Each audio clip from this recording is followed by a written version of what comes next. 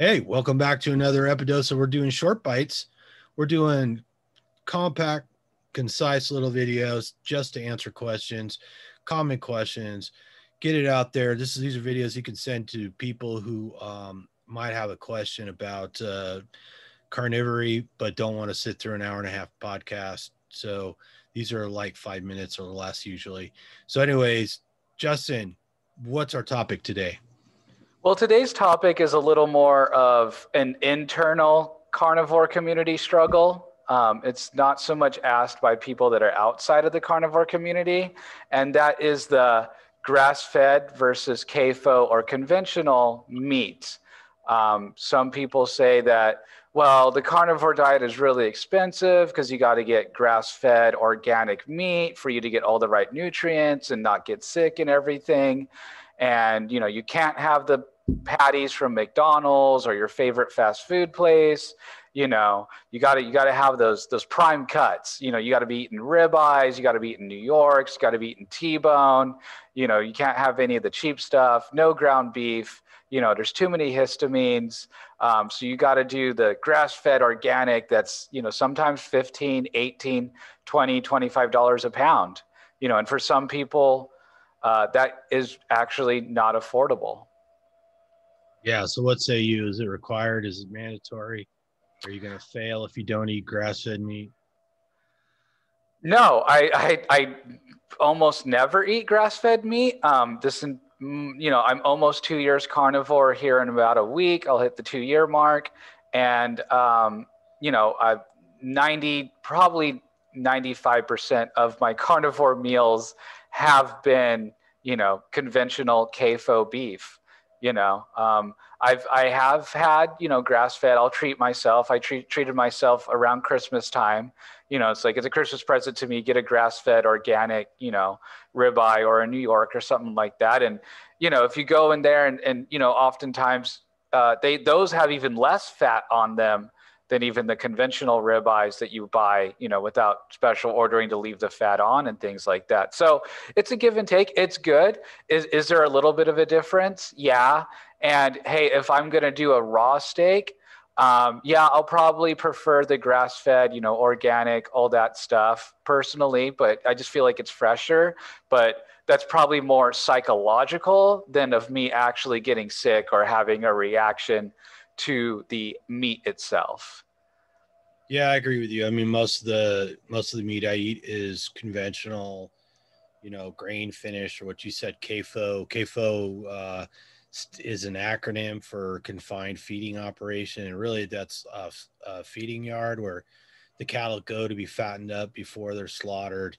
Anybody who's driven across the Midwest and realized that every town there's like some great big grain silos, and then somewhere there's a feeding lot not too far away.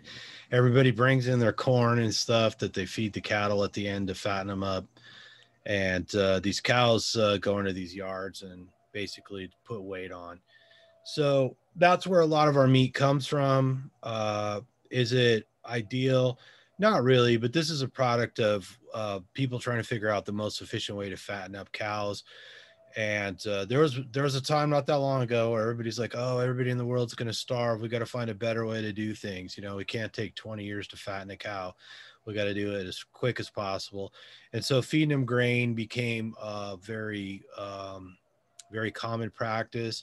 But you can get grass finished beef and other animals as well.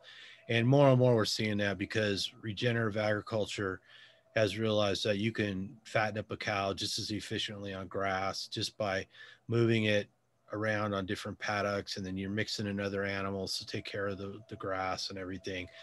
So the cost of the grass-fed beef will probably come down a little bit, and then it'll become more accessible. I mean, in a perfect world, we'd all have a relationship with a farmer Mm-hmm. and buy our meat direct, and we're not buying from some big corporation. And a lot of these corporations are kind of moving into the fake meat industry because obviously if they can grow a bunch of yellow peas and take the pea protein and make some fake meat, they could probably do it cheaper than raising actual cows and slaughtering them.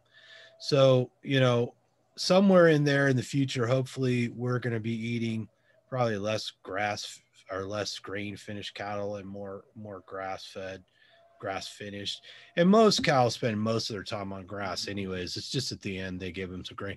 I don't notice any difference in my health when I eat grass fed versus grain finished. I just notice it in my wallet. It's harder to find and it's more expensive. It's usually I'm going to pay at least double. And a lot of times, like if I go to the local Sprouts or whatever, all they have is what's the cut I'm trying to think of, the they don't have much of a selection. They usually have one cut, like flake steak or something like that, or it's the God, I can't. tenderloin or chuck No, tenderloin. chuck. It's chuck roast. They generally just have chuck roast, which isn't bad, but it's like, I'd like a little more variety, and they're usually kind of small steaks, Mm. So I'm kind of doing the Raymond Nazon go get an entire ribeye roast untrimmed and just eat that, and it's been going great. But I can't do that. I haven't found a place where I can just go get grass-fed roast and just buy the whole thing untrimmed and bring it home, no matter what the cut. So hopefully soon, hopefully establish when we talked about trying to get in touch with the guys over at 5 Bar Ranch, it's over there in Silverado. It's kind of just south of where I live, but I called them and I haven't heard back. So I need to bug them. Maybe I can buy from them or something. But yeah, you don't have to. But I think that's a goal we're all working towards. We want to see regenerative agriculture. We want to see the animals out there on the land where they belong, having a good life, good protected life in well-managed and a humane slaughter. But until then, we're eating grocery store beef for the most part, and that's okay. It's okay to go to, people go to McDonald's, Wendy's. Of course, here in California, you try and go to In-N-Out if you can stand the long line.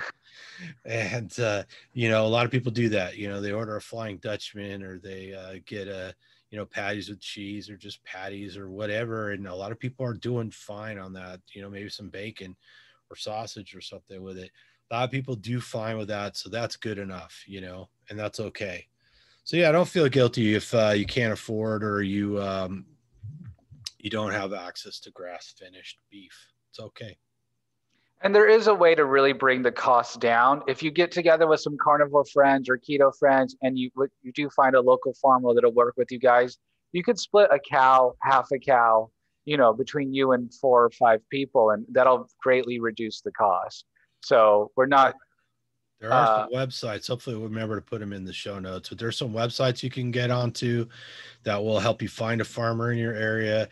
And they're like Justin was saying, there's places, I think they call them cow shares. So people they throw their money in and they divide up a whole cow into 4 families or whatever.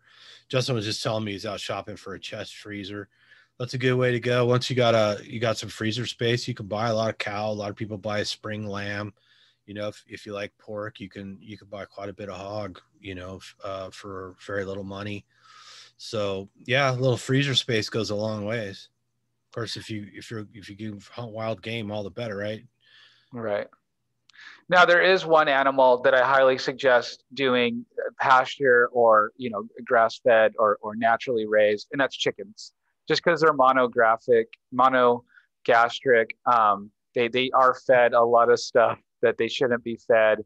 And with me, I seem to react to conventional eggs and do way better on pasture-raised or regenerative eggs. So I will throw that caveat out there. At least pasture-raised eggs are easy to get now. Yeah. More, they are more expensive, but they're still just eggs. They're not that expensive, so that's a good thing. Yeah. So you do see more and more. It kills me. Like, I like to go get duck sometimes. And if I go buy frozen duck somewhere, it's always like vegetarian feed, ducks. Like, ducks aren't vegetarians. What the hell are you people doing? No wonder, it's like these poor ducks, you fed them vegetarian feed. That's horrible. They're supposed to eat snails and stuff, right? Fish, right? Isn't that what ducks normally eat? Frogs? Come on, people. Don't feed them vegetarian crap. It's unnatural. It's inhumane. Stop it. Just like yourself, don't feed yourself vegetarian crap. That's right. Don't eat your food's food. Come on. I'm just saying. All right. Well, we appreciate you listening. We hope we answered some people's questions and entertained you a little bit. And so pass the links around to this video to people who might enjoy it or benefit from it or get their question answered. And leave us some comments. Make sure you stay subscribed. Make sure you give us a little thumbs up. And keep in touch. And let us know what other questions you might have. And until next time, eat some meat, feel better, and whatever you do, Don't fall down the veg hole.